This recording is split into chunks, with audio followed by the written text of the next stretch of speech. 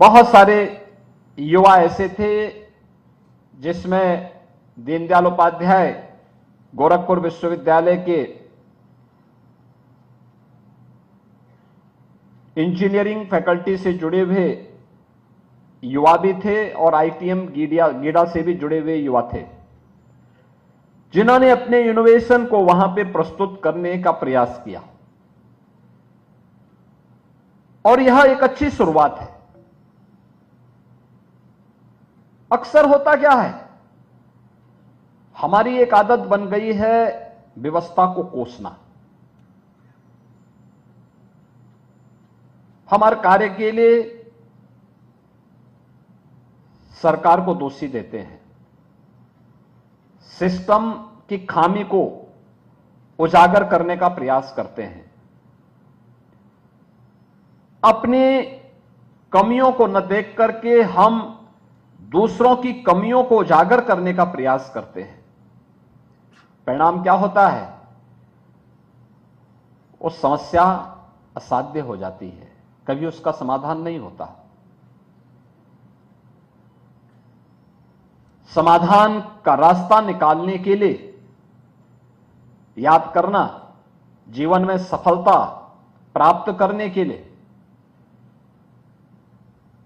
दो ही मार्ग हो सकते हैं। एक मार्ग होता है हम समाधान पे पहुंचे और एक होता है हम पलायन की ओर कहते हैं। अगर आप सफलता चाहते हैं तो सफलता के लिए आपको समस्या समाधान पर चर्चा करनी पड़ेगी। और तो फिर आप समस्या को ही समस्या मान करके दोषों को कोसते रहिए। कभी आप समाधान तो नहीं पाएंगे, लेकिन स्वयं ही पलायन कर जाएंगे। और ये हमारी सबसे बड़ी विडंबना है कि हम समस्या पे चर्चा करते हैं, समाधान की दिशा में नहीं। और जीवन में सफलता का मार्ग समाधान से होता है, समस्या से नहीं होता। अक्सर होता क्या है, हम जाम की समस्या पे चर्चा करते हैं कि जाम है, लेकिन हमें अवसर मिलता है तो हम ट्रैफिक के नियमों का स्वयं उल्लंघन करते हैं। ये ट्रैफिक के नियम आपकी सुविधा के लिए बनाए गए हैं, आपकी सुरक्षा के लिए भी बनाए गए हैं। हेलमेट नहीं पहनते लोग, कार में बैठेंगे सीट बेल्ट नहीं लगाएंगे,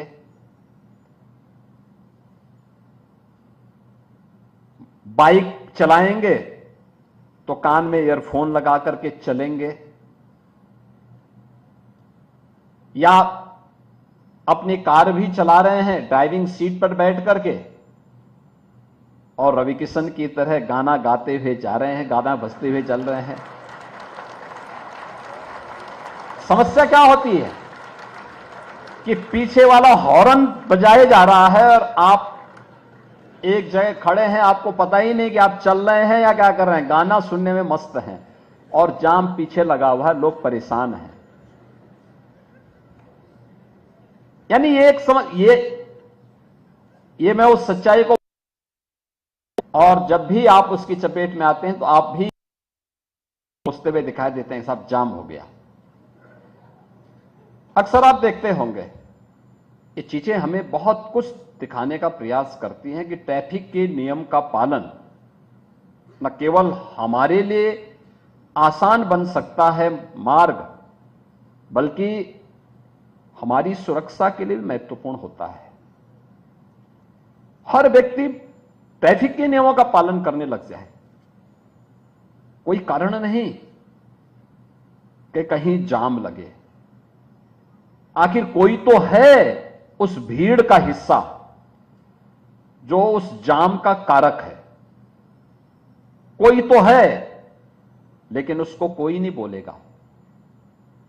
और हम तो इस बात को देखते हैं, जब चालान भी होता है वो सबसे पहले लड़ने के लिए आते हैं, कहते हैं साहब ये सब मेरा क्यों हो गया।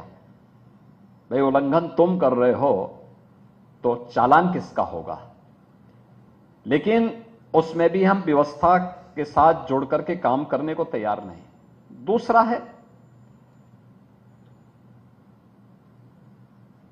आप देख रहे होंगे वर्तमान में पूरी दुनिया एक बहुत बड़ी चुनौती का सामना कर रहा है, और वह है पर्यावरण की समस्या का। दिल्ली के बारे में आपने देखा है, इस समय एकदम गैस चेंबर बना हुआ है।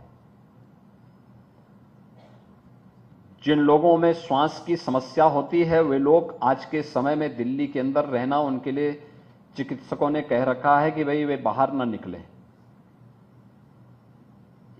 ये स्थितियां क्यों पैदा हुई? आखिर कोई तो पराली जला रहा होगा, किसी ने समस्या खड़ी की होगी। पराली प्रबंधन के लिए सरकार ने अनेक व्यवस्थाएं की हैं, अवेयरनेस के कार्यक्रम चलाए हैं, ये जानते हुए कि इस पराली से या जो कूड़ा आप जला रहे हैं, इस कूड़े से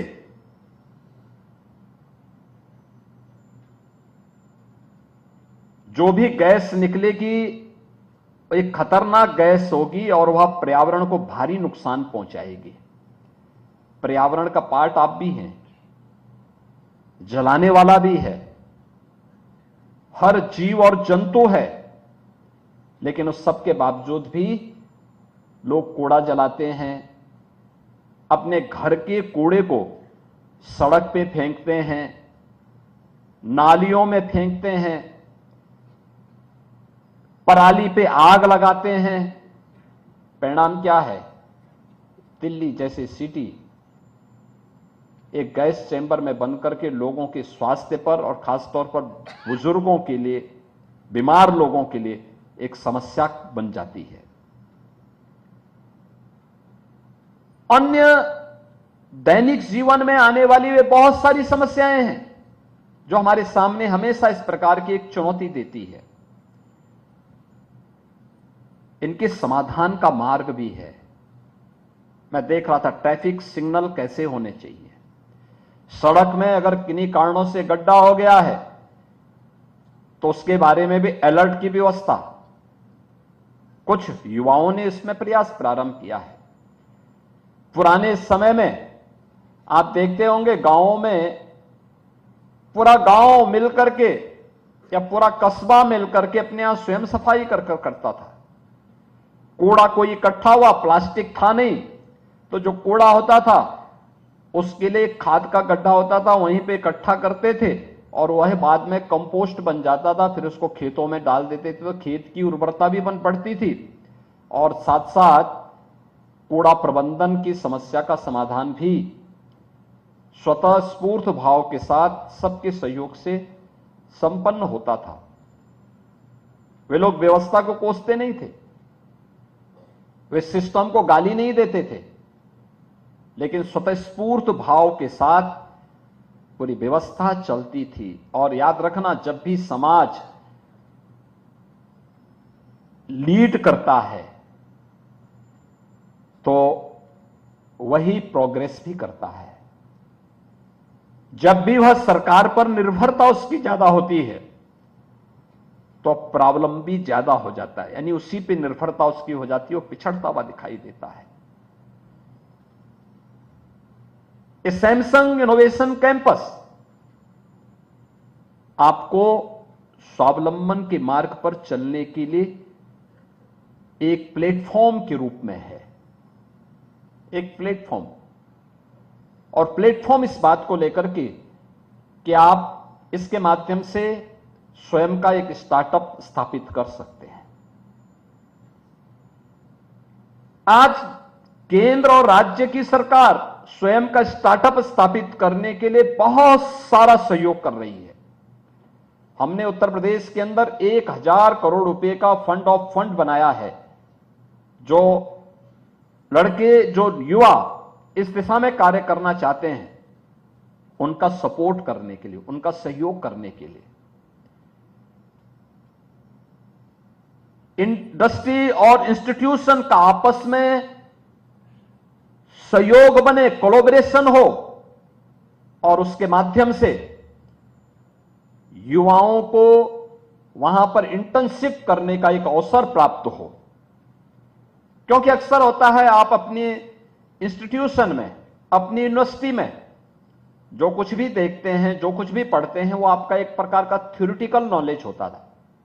लेकिन आपने इस इनोवेशन कैंपस में आपने देखा होगा, यहां पे आपको प्रैक्टिकली एआई के बारे में, इंटरनेट ऑफ थिंग्स के बारे में, बिग डाटा के बारे में उसका प्रयोग करते हुए आप देखे गए होंगे। उसका प्रैक्टिकल स्वरूप आपने, उसका व्यावहारिक स्वरूप आपने यहां पे देखा है। यह जो व्यावहारिक स्वरूप है, यही आपके जीवन में उपयोगी होने वाला है। क्योंकि थ्योरी पढ़ते पढ़ते व्यक्ति की समझ में कम आता है, लेकिन जब उसी का व्यावहारिक स्वरूप वो देखता है तो बहुत आसानी के साथ उसको आप आगे बढ़ा सकते हैं, बहुत आसानी से आप उसको बढ़ा सकते हैं।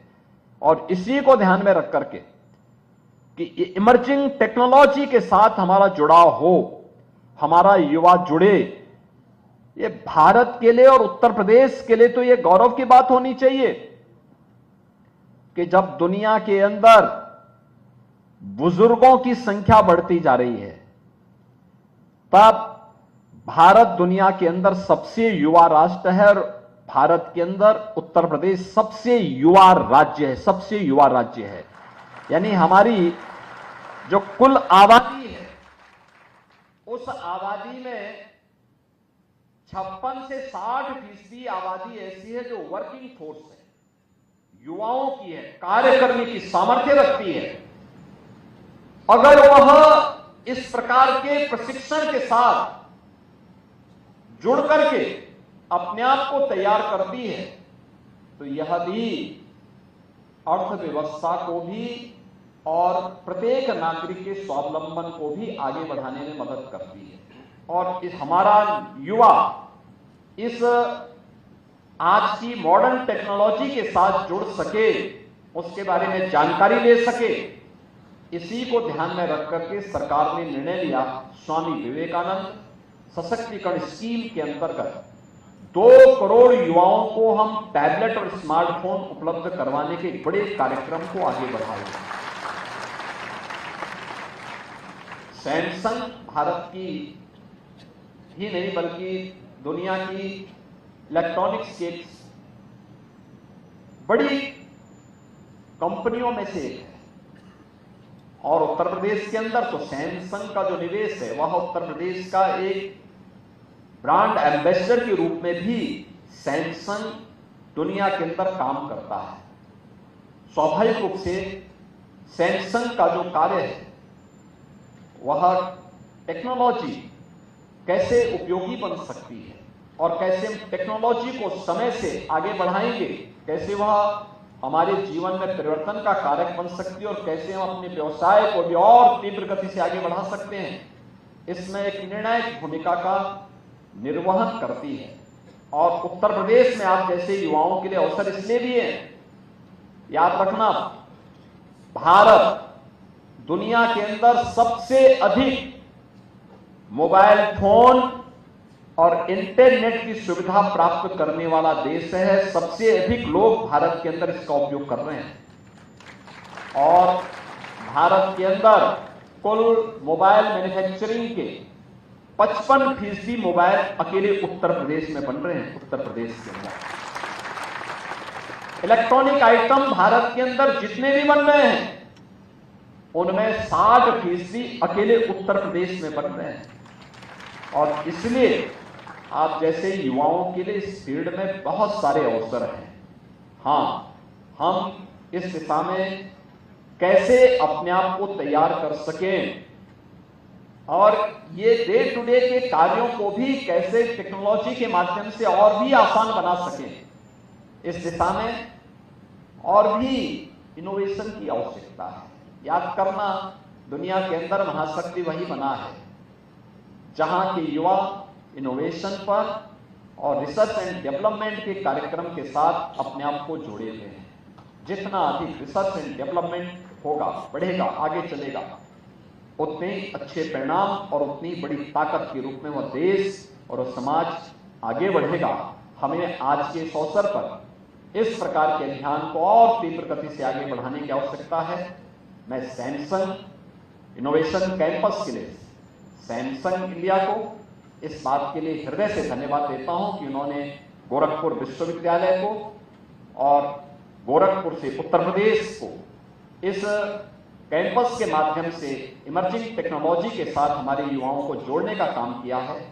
अच्छा होगा, हमें देखना चाहिए कि पीएम इंटर्नशिप और सीएम इंटर्नशिप की स्कीम के साथ इन युवाओं को जोड़ने की कार्रवाई, और दूसरा, इन युवाओं के लिए कैंपस सिलेक्शन के माध्यम से इन्हें आगे अच्छा पैकेज प्राप्त हो सके, जिससे ये लोग अपने बेहतर भविष्य की दिशा में आगे बढ़ सकें, या स्टार्टअप की संस्कृति को और प्रभावी बनाने के लिए प्रधानमंत्री मोदी जी के विजन को प्रभावी ढंग से आगे बढ़ाने में ये युवा किस प्रकार से अपना योगदान दे सकते हैं, इस दिशा में हमारा प्रयास होना चाहिए।